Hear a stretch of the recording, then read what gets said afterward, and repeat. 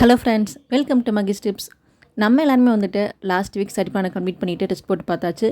இந்த வீக்கான ஸ்டடி பிளானை வந்து எப்படி படிக்க ஸ்டார்ட் பண்ணலாம், 7th தமிழில் படிக்க வேண்டிய லெசன்ஸ் என்னென்ன தமிழ்ங்கிறது பார்க்க போகிறோம்.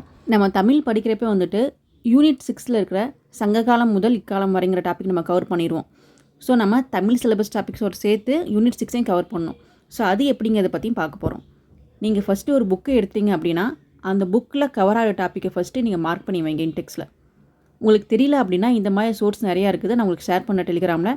இப்போ 6th புக்கில் என்ன படிக்கணும்னு நம்ம பார்த்தாச்சு. இப்போ 7th புக்கில் வந்துட்டு நான் உங்களுக்கு PDF சென்ட் பண்ணுறேன். நீங்கள் அதை டெலிகிராமில் பார்த்து மார்க் பண்ணி வச்சுக்கோங்க.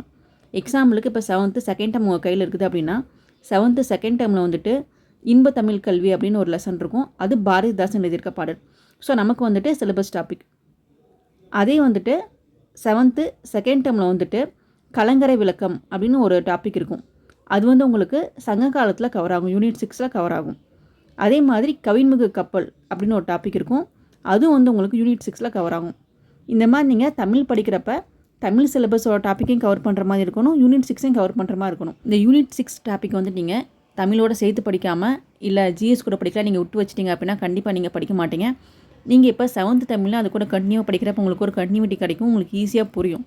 ஸோ நீங்கள் வந்து தமிழ் புக் எடுக்கிறப்ப ஃபஸ்ட் நான் சொல்லியிருக்கமா இன்டெக்ஸில் வந்து தமிழ் சிலபஸ் கவர் ஆகிற டாப்பிக்கை மார்க் பண்ணி வைங்க. அதுக்கப்புறம் யூனிட் 6 டாபிக்ஸ் கவர் ஆகுது பார்த்தீங்களா, அதையும் மார்க் பண்ணி வைங்க. நீங்கள் ஒரு லெசனை கையில் எடுத்துட்டிங்கன்னா தமிழ் சிலபஸ் கவர் ஆகிற டாபிக் பாரதிதாசன் அந்த மாதிரி ஆத்தர்ஸ் இருந்தாங்கன்னா பாடல் வரிகளை படிச்சுட்டு பொருளையும் படிச்சுட்டு அதற்கான விளக்கத்தையும் படிச்சுக்கோங்க.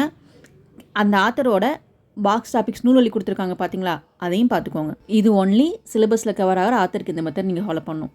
சிலபஸில் கவர் ஆகாத பல பேர் நம்ம கொடுத்துருப்பாங்க, நம்ம அவங்களுக்குலாம் வந்துட்டு பாடல் வரி நூல்வழி படிக்கணுமான்னு கேட்டால் தேவையில்லை.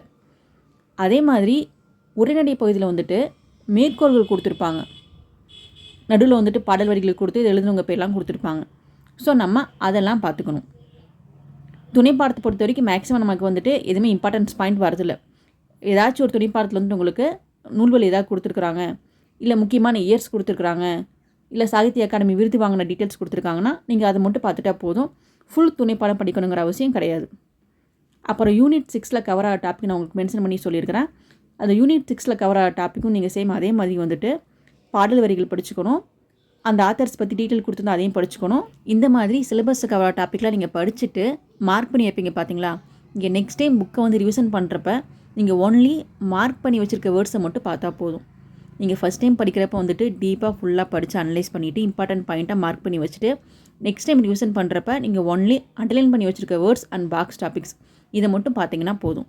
ஏன்னா நம்ம ஒவ்வொரு வாட்டியும் வந்து புக்கை எட்ஜ் டு எட்ஜ் படிச்சுட்டு இருக்க முடியாது. ஸோ நீங்கள் ஃபஸ்ட் டைம் படிச்சுட்டு இம்பார்ட்டன்ட் பாயிண்ட் மார்க் பண்ணி வச்சுட்டு ரிவிஷன் பண்ணுறப்ப ஒன்லி அதை மட்டும் ரிவைஸ் பண்ணுங்கள்.